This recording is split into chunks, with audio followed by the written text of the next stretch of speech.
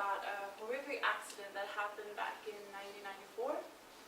It was a ferry boat called Estonia that crashed in the Baltic Sea because of extremely bad weather conditions. The waves were like 4 to 6 meters high, which ultimately led to the crash of the front of the boat. The water started pouring in and eventually the boat sank.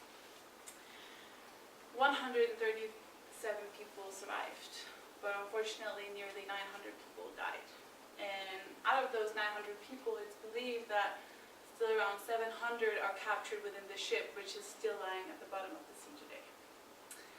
And in the middle of this horrible accident, there is a man, and his name is Morten. He is a 28, or he was a 20 or 8-year-old politician at that point, and he was the sole Danish survivor of this crash. When Morten tells about the incident, he remembers when the chaos began. Like, all items were flying around, people were falling on the ground, and yeah, very chaotic. Then the evacuation alarm began and everybody is supposed to go on deck, so Morten began running through the corridors to reach there. He's running through one corridor and is about to turn right when on the left side he hears a little girl screaming for help. She's caught under a cupboard and can't get out. And now I want to ask you guys what you think Morten does in this situation. Do any of you have any suggestion of what he does? He left? He left her alone. That is one suggestion. Are there others? I hope he saved the girl, but under that situation. Yeah. When that situation happens, then you'll know what is the choice you're going to make. Exactly. Like you say, I think most of us want the answer to be, he went to the girl, he got her loose, and together they went on the deck. But that wasn't the case. Morten describes that he clearly remembers looking at the girl and knowing that I can easily remove that cupboard. She's small, it's easy, and it will probably take me less than 30 seconds. But still, he went to right and never looked back. And even as he continued, he explains how he can hear people knocking on the door, screaming, "Help, let us out." And the water's pouring in, but he continues. Eventually, he gets to a lifeboat and he survived after spending 6 hours clinging onto the lifeboat with 6-meter high waves, and is rescued. The reason why I'm telling this story relates to my topic, which is about the hidden nature of human beings. The more primitive side of us that most of us never get to know unless we're in certain life-threatening situations. And in order to explain about this, I have to talk a little bit about our brain.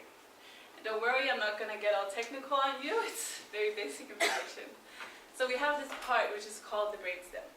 And it's the most primitive side of our brain, and it's actually something which is other animals also have. And this, in the brainstem, is where fast, automatic, and unconscious decision making happens. And related to the brainstem, there are 3 reactions that you choose from, or the brain chooses from, in crisis situations. And these are fight, flight, and freeze. Have you guys ever heard of these? You have? Okay. Normally most people say, yeah, I know fight and flight, because for some reason that's how it's phrased. Many people leave out the freeze part, and if you ask me, I think it's somehow related to fight, flight, and freeze. It doesn't sound as catchy as fight, flight, so they left that part out.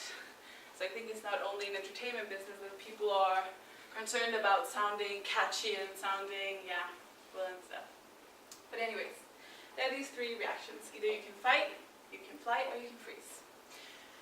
And what is important about these reactions is that they happen without your conscious involvement. And our brain is actually really wise in terms of deciding which ones to choose. It will always choose the one that will ensure your survival at the best odds. And I want to share with you guys a personal story to illustrate this. So, about a month ago I was, and you're gonna get so surprised, traveling. I think that's what I'm famous for in most class. People are, oh, where did you go? Where's the next trip? So I feel like such an unserious student, but I'm not. But anyways, I was traveling in the Philippines, and one of my main attractions was seeing the whale sharks and snorkeling with them. If you guys don't know what a whale shark looks like, it's like this, just way, way, way bigger. Okay? So the way it goes is that you jump in a boat with a lot of snorkeling equipment, find the whale shark, you jump in, or you go ahead of its path, jump in, wait for it to come, and then you swim with it. Brilliant idea. So we went and we found our whale shark and we jumped in the water. And there was a guy with you in the water to like show you this is where the whale shark will be.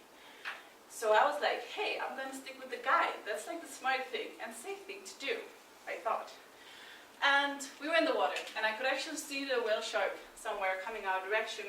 And because it was like in the surface of the water, so I could see the fin or whatever. And then all of a sudden, my guide says, "We're going in the water now. It's there. Okay, go in the water." And the visibility is not like the best, maybe like 2 meters or something. And all of a sudden, I just see a huge mouth. I'm saying it's like 2 meters wide, 5 meters long. See a huge mouth coming directly towards me, and then I kind of like black out a bit. But I'm pretty sure I tried to go up, but since it was at the surface, I couldn't swim above it. So the next thing that happens is that I feel it crashing into me. And then I go on top of it and slide on top of the whale shark for some time, and my ass had proof of that. It was really rough. And then I fall off to the side, and I see the wing coming to slash me, but luckily my guy pulled me away, so it didn't hit me that hard. And afterwards, all of us was in shock and everything, but except for a few bruises, I was fine. Yeah, reflecting back on what happened, the first thing I would say is that my actions were not the result of my own decision making. I vaguely remember like what happened. It was like seeing it from afar. And the reasons I have for my behavior is from after reflections. And I would say my first crisis reaction was flight, like I tried to get away, get up. But that didn't really succeed. I think I went to a freeze position because I just remember being there sliding, like not doing anything, just like waiting for it to like go away and leave me in the sea, you know? So that's how these reactions can come into play. And the reason why I'm emphasizing this is, again, that when you're in a crisis situation, it's not you as you and your own free will, and yes, you as your own decision making with your personality taking the decisions. Another part, a more primitive part of you, who's like in control. And again, the reason why I find this important is especially to remove guilt from crisis victims who are disappointed in themselves or feel as if they've behaved unethical because they were in a crisis. For example, like Morten, the Danish guy. Years and years and years, he's still pretty much destroyed from the incident. Like mentally, he feels such an enormous guilt and has trouble like redefining himself as a person. Like, who am I since I can do such a thing? And like he tells how if he was ever in such a situation again, he would rather be the person who helped people and died in trying than being the survivor who left everybody behind. Another example is rape victims. A lot of rape victims feel extreme guilt after the assault, saying, "I didn't fight hard enough. I didn't try hard enough to get away." They describe like my body was frozen. I couldn't move. And from our primitive nature, that is actually kind of logical. If you are faced with an enormous assaultant who's way stronger than you, then fighting isn't going to make a lot of sense. It will probably cause you more harm. If you want to try and fight or flee, also probably not so likely when he's that strong. Again, it can cause you more harm.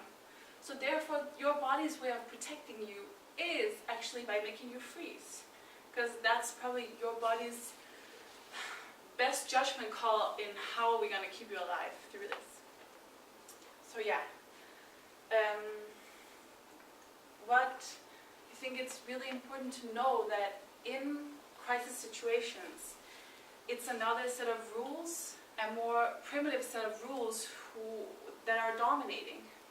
It is not like, it's not a world that any of us knows, or most of us knows, and hopefully not one that we'll ever get to know. And it's a world where our knowledge of social standards, of ethics, and like what are people going to think of me, whatever, are not taking into account.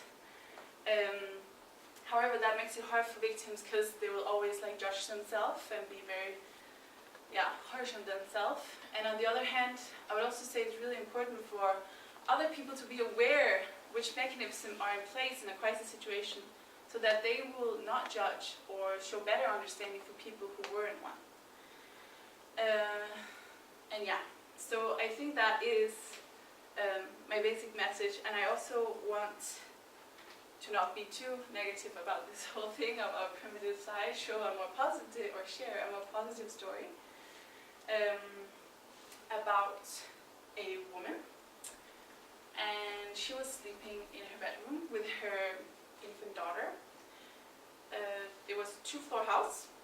They were on the second floor where the bedroom was. In the middle of the night, they hear, or she hears, noise downstairs. And of course she gets scared because she's wondering, why is there noise going on downstairs? I'm supposed to be the only one home. So she goes out to the corridor, and on the corridor there's like a long stair connecting to the kitchen. And she can see down in the kitchen that 2 thieves are in the kitchen now. She goes back. In her drawer she has like a basketball bat, big one. And she goes in the corridor and she just starts like hammering into the wall. She's screaming and making as much sound as she can possibly do. And what happens is that the first thief just runs away. The second thief, for some reason, is not able to take the door and starts panicking like, oh my god, she's gonna kill me, I don't know what to do. So he starts trying to exit through the window, but he's somehow stuck and he's screaming to his friend, help me, this woman is crazy, help me, I want to get out. And at the end, he succeeds. A crisis psychologist talking with a woman here, the mother, after the event, and was telling her, like, did you realize that you made those thieves extremely, extremely scared of you in that situation? Like, you were the scary one, not them. And she was like, oh, right, because she was so scared herself. She didn't even notice that she had so much power. And of course, she was a mother, she was there with her baby. For her, it was all about protection and survival. So that's also an example of how your brain can make you stronger in such situations. You can do things that you probably wouldn't think that you would have done. And yeah, so yeah, it can also work in our advantage. But a final thing I actually want to share with you before I summarize is that getting to know a more primitive side of our nature can be hard, and you probably won't be the same if you've tried it in the way that, for example, Morten did. Morten described at the end that Estonia was a big disappointment for him. Seeing all these people running for their lives and pretty much caring for themselves made him like lose faith in humanity. Like, who are we? Like, all those morals and values that I thought we possessed just like vanishes in a situation like that, and it was heartbreaking to see. So, yeah, I would say our human nature has strength and powers which are both awful and powerful at the same time. Nonetheless, I think it's important for us to be aware that we have that side of us. Though we don't normally come across it, it's a knowledge that I think we should all have to increase understanding and, yeah, be prepared